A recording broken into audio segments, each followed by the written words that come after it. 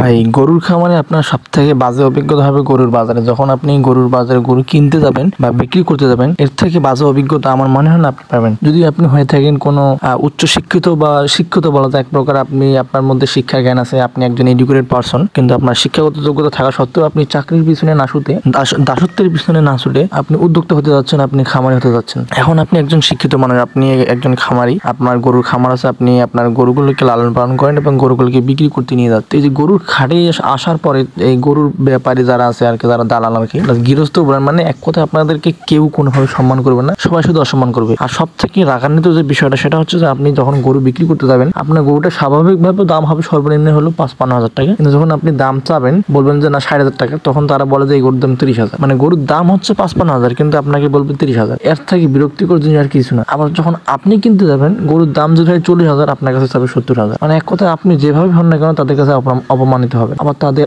আচার ব্যবহার এতটাই নোংরা, এতটাই বাজে, মানে বলাটা মুশকিল। তারপরেও ভাই আসলে যারা গরুর খামার করতে চান, শখ আছে যাদের, আপনারা সব বিষয়গুলো মাথায় রেখে তারপর গরুর খামার করা শুরু করবেন। গরুর খামার এতটা ইজি না যতটা আপনারা শখ করেন।